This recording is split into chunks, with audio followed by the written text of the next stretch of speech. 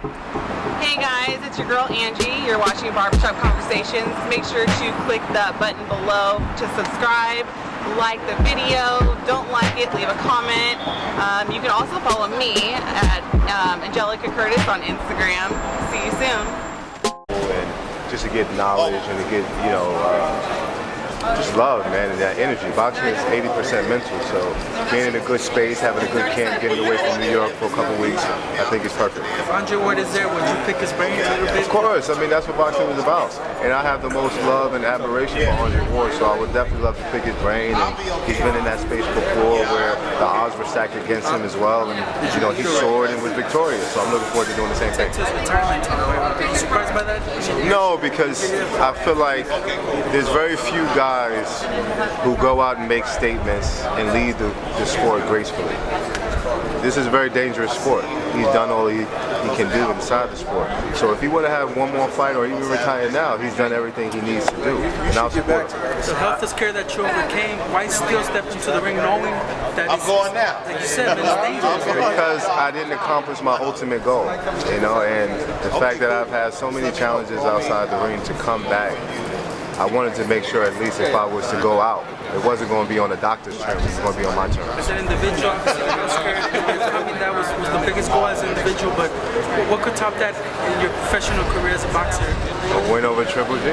Yeah, it would top everything. I think it would give me the superstardom that when you first start out boxing, that's what you want, that's what you dream about.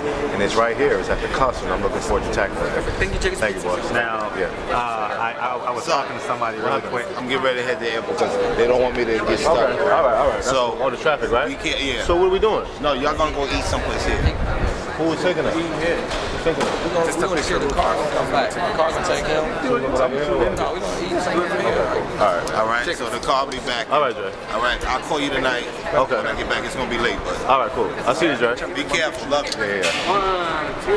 Now, Thank you.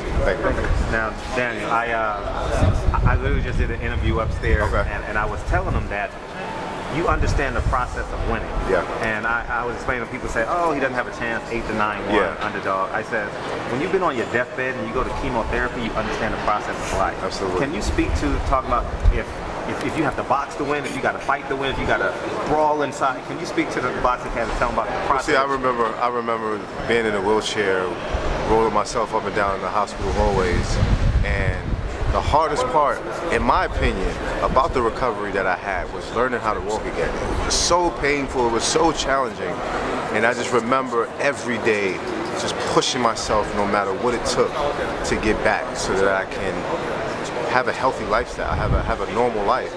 But those challenges, it sculpt your mentality. Those challenges, it channels your inner self. And you find out who you truly are when your back is against the wall. And I kind of compare it to this because this is no different. My back is against the wall this fight. I'm the underdog. People don't think I can win this fight. A lot of people don't think I can win this fight. But it's nothing different than what I've seen. When you've gone through and you face death like I have, face to face, you're fearful of nothing. If anything, you want it hard so that you can show yourself and show the world just how much you are, just what you're willing to do and willing to sacrifice and willing to go through. And it shows your true character. And that's what I'm most proud of, being able to come back from all those different things. It's great to be able to accomplish your goals, but ultimately, the sacrifices that I've made and the person that I am today, it's heartwarming to me because that whole ordeal sculpted who I am as a man. Daniel, not to bring up bad memories, but how was that experience that you said facing death? How would you describe that? Man, I can't really put it into words. I mean, when you grow up as a child, you think you're Superman, you think you're a superhero, you're never gonna die, you're never gonna have any challenges like that, you're not gonna get old, you're never gonna get sick. At that very moment when I was kind of on my deathbed, that's when it struck me, and I realized that I was human, and I realized that I was no different from any other man. And that was one major crazy feeling, right? But it changed my perspective about life. It changed my perspective about what I do. It changed my perspective of giving everything my all. I used to take shortcuts as an amateur and as an early professional because I was just that good. Never used to want to run. My trainer used to always call me, have to get me up and do certain things. I do those things on my own now. If anything, I call my trainers like, where you guys at? Let's get going, because my mentality is different. So when you face things like that, you ultimately come out a totally different person. And have you faced that, if you're aware of Adrian Bronner, the cryptic message he put out to social media? It started a lot of people. People were worried about the fans, his own family. What can you tell Adrian Bronner about his situation? He seems to be in a very difficult place at this moment in his career. You know, he still has to fight. He has to make ends meet. Well, see, Adrian Broner, my advice to him was to surround yourself with love, surround yourself with peace, people who care about you, no matter what it is that you have. I'm not saying he has yes men. I don't know his circle. I know him. I know he's a great guy. He's down inside. I do think he's misunderstood. He does do things that it's kind of controversial, but at the end of the day, for him to be effective in the way he is, he just has to surround himself around love. He has children. He has family. He's living for certain people, so he has to just understand the importance and surround himself and bask himself. Because when I was going through my challenges, I have the critical key people that gives me love, that gives me support, and that was my family. Training in Hunter's gym, you'll see Amir Khan there. He fought Canelo. You get past Golovkin. Canelo's there for you. Would you talk to Amir Khan about an advancement? Just to pick his brain out of it, see where he stands. I will pick anybody. See, I'm a student of the game. I'll pick anybody's brain who I feel like I can learn on. I'm not a guy who I can feel like I know everything. I've done a fight before where my opponent said, I have nothing to prove. There's nothing to prove. He has everything to prove. And I said to myself, the day a fighter starts believing that he has things to prove, or he's not a student of the game, or there's nothing else to learn, it's probably the end of his career, because the mentality is everything. And my mentality is going to be to soak in as much knowledge as possible. Now you're training in Virgil Hunter's gym. You have a chance to slay the second head of the dragon of HBO. How special would that be?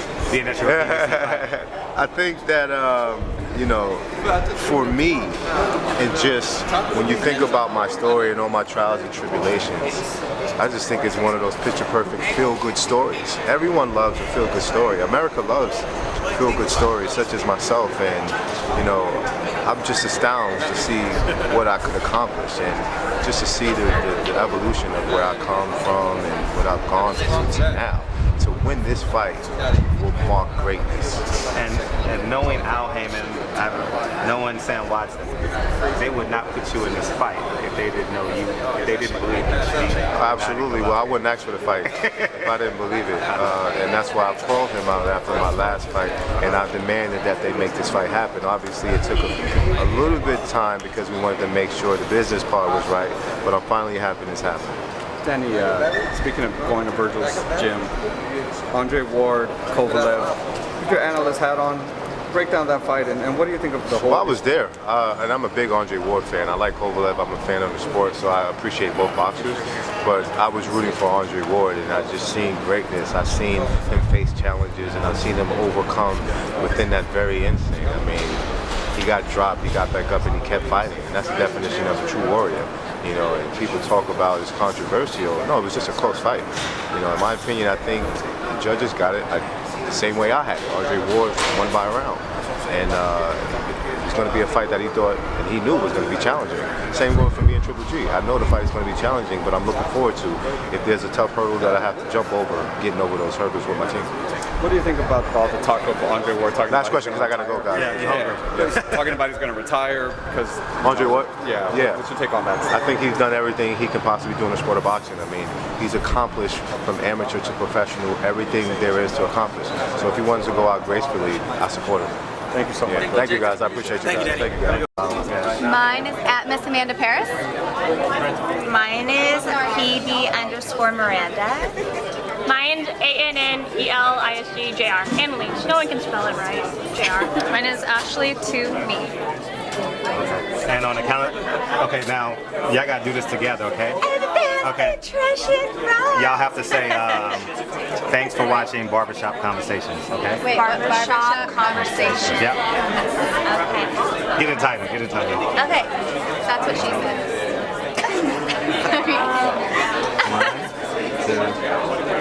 Thanks for watching Barbershop Conversations. Thank you, guys.